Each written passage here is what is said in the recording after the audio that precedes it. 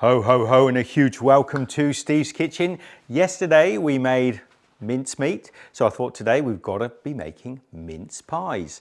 Towards the end of this video, I'm going to talk about different pastries and the technicalities of mince pie making.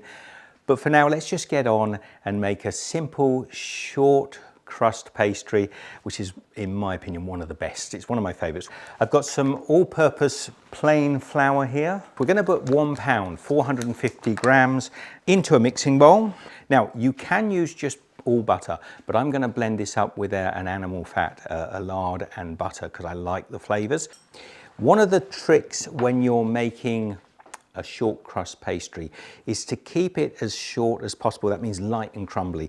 The best way to do this is to take your hands and just, first of all, coat everything over. So you're just gently rubbing the fats into the flour until you get almost like I liken it to a crumble. So I'm quite happy with that. We've got almost like a breadcrumb type consistency. The next thing we've got to do is bind this together with a little ice cold water. This has just been in the fridge, keeping it nice and cold. I'm going to add anywhere from 4 to 8 tablespoons. It depends on how accurate you've been with your flour, but you'll know when it starts to bind. I'll put 4 tablespoons in for now. Take a soft butter knife, just cut through, and this should start to draw a lovely soft dough together. Another one and a bit. I think we're getting there. So we've used about 6 tablespoons, and that's starting to clump. I can see that now starting to ball together nicely. And then take your hand and just start to pull this together, squeezing the dough together. Now you want this sort of crumbliness. You don't want it to be soggy and wet, so don't be tempted to overdo it. Yeah, I'm quite happy with that. So you see how the dough, beautiful and crumbly, there's not the sort of stretchiness in there. What we do now is just pull this all together, just cover this with some plastic wrap, and I'll pop this in the fridge for 20 minutes, 40 minutes to allow the flour to develop. Okay, so our pastry is chilled and it's developed, the flour's developed, so take that out of the fridge, dust a little flour on the counter, and then we'll bring our dough out, and what we're going to do is just push it down a little bit.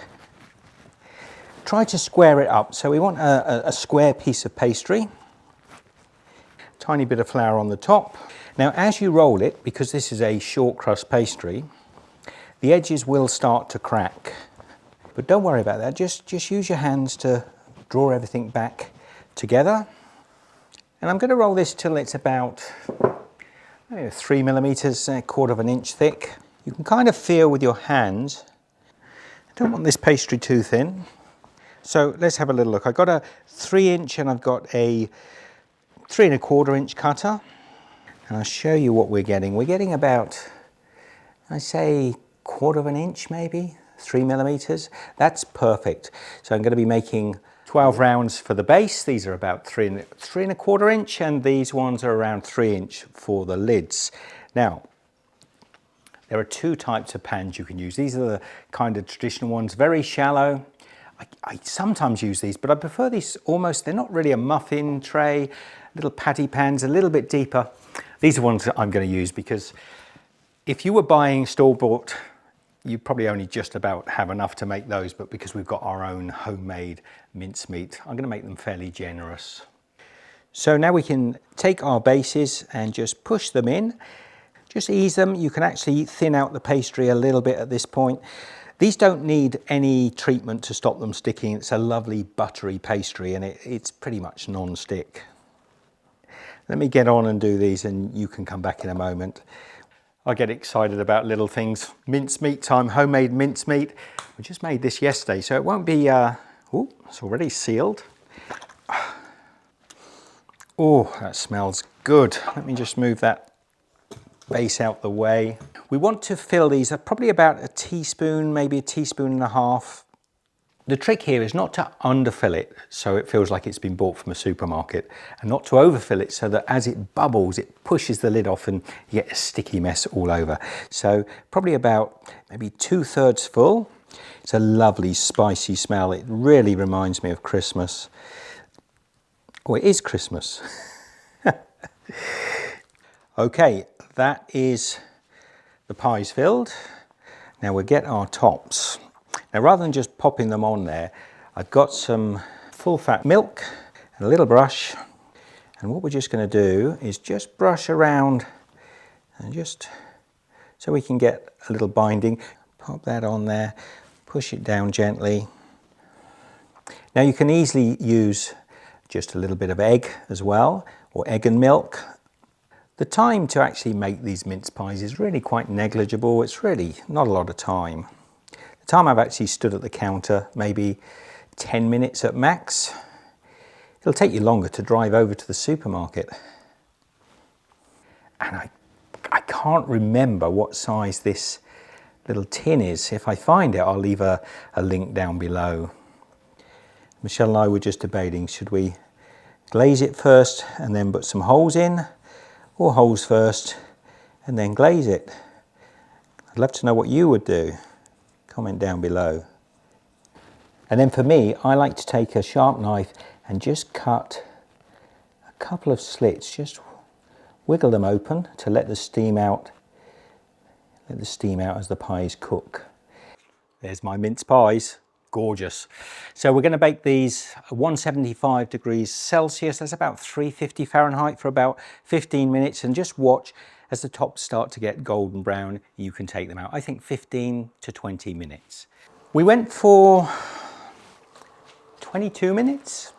175 degrees, 22 minutes. At 15, they looked a bit too pale for me, so we've gone a little bit longer. So I've got a board out so we can pop that onto there. Thank you, Breville. Now this, beautiful blonde. Oh, thank you. Talking about the pies. Oh. Very evenly baked, really nice. Now, you want to get these out of the pan and onto a cooling rack before they stick, and then you'll have a job getting them out. So don't let them cool down too much. Oh, look at that. How easy they come out. Absolutely perfect. I'm just going to pop these onto the cooling rack. The fact that this is a beautiful buttery pastry means they don't tend to stick, but there is a chance if you let them cool down that they might just start to stick. It smells like Christmas. It's absolutely beautiful. The smell of freshly baked mince pies. Ooh, so I'll pop that one in there then. Now what I like to do, I wonder if this will fit on here, is while they're still warm, just pop some icing sugar in there and come in here, and we're just going to tap and make it snow. So let's just cover these over. Let it snow, let it snow, let it snow. Now I don't know the words to that song, so I'll sing a very different one. And when you know where to go, let it snow, let it snow, let it snow. Now, the temptation is to grab one of these and have a bite. And if you want to talk with a lisp all over Christmas, go ahead. That sugar is going to be really lava hot, so don't go biting it. These need to cool down for at least 45 minutes or so, as long as you can.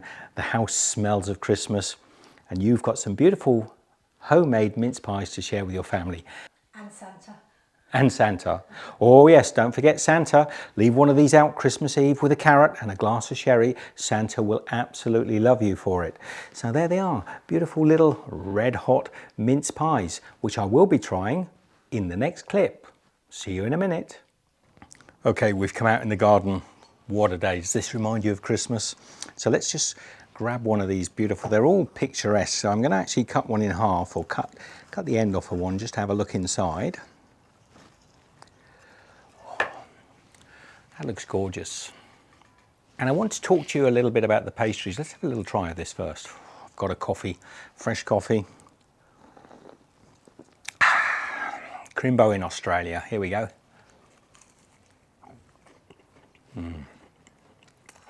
Oh, that is good. The mincemeat is sweet. Little dusting of icing sugar on top, powdered sugar. Adds to the sweetness. And that brings me to, just a minute. I said I'd have a talk about the technicalities or the the various sorts of mince pies. I've made them all on my channel, so I'll leave a link. You can actually check out all the various mince pies that we've made, even the mince pie smoothie, if you want to check that one out. So this is what I would call a savoury mince pie. So the actual pastry itself is not a sweet pastry. And the reason these are my favourite is because I think you've already got the sweetness of the sugar and the filling on there. And I just think this tastes like the mince pies I remember from my childhood. So rich, sweet, but not over sweet. A lot of the supermarket mince pies are very sugary. And if you want that, if you like that effect, then there's a recipe I'll put up here. It's my sweet mincemeat. So you're using the same sort of short crust pastry, but you're making more like a Scottish shortbread. So a sweet, sugary pastry, and then you usually put caster sugar on top. You can bake it with the caster sugar on, or just sprinkle it with caster sugar after it comes out the oven. Another way, a really simple way of making mince pies is with puff pastry. And you can actually make little parcels, little packets. All those recipes are on my channel. You can check them out, and various versions of mincemeat that I've made over the years. The other thing I stressed at the beginning was, about not over mixing, because you want this sort of crumbly pastry that's, it falls apart. It melts on your tongue. Some hot eggnog. I've done that on my channel as well. So it sort of crumbles, it melts. It means it's quite a delicate pie. It will actually fall apart quite easily, but you can see it holds its shape. Now, if you do it, overmix it, or sometimes do it in a food processor, you can very quickly develop the gluten. Even in plain flour, bread flour has more gluten than plain flour, and that's two proteins that are in the flour that develop this sort of toughness that you need for baking bread, but you don't want it when you want a short. When it says short, it means short strands of gluten. So there's, you use a shortening, which is butter, fat, milk even is a shortening to stop the strands from joining together and making that sort of tougher dough. If you like that, then sure, mix and mix and mix, and you'll eventually end up with a pastry that you can go a lot thinner with, and you end up with a much tougher, robust pastry. I'd love to know what you think. Comment down below. And if you decide to make your own sweet mincemeat or mince pies, send me a picture. Send it on Instagram or Facebook. Let me see what you're up to, and then we can sort of have a conversation. I don't know if I can share it. I can definitely like it. I don't know. You'll have to tell me. But share a picture across to me and let me know how it goes. Michelle's been really patient. She's working behind the camera. She said she didn't want to come on. She's not dressed. She hasn't done her hair. So it's just me eating the mince pies. So love to you. Share the love. Share this with your friends and family, and I will see you next time. Take care. Why, it's those jolly nice neighbours come round to share a little bit of Kris Kringle cheer. Hadn't we better offer them a mince pie? Oh blast, they've all gone. While Mrs. Steve's kitchen entertains the guests with a tour of the petunias, you'll have to put into play great Aunt Agatha's mince pies in a jiffy.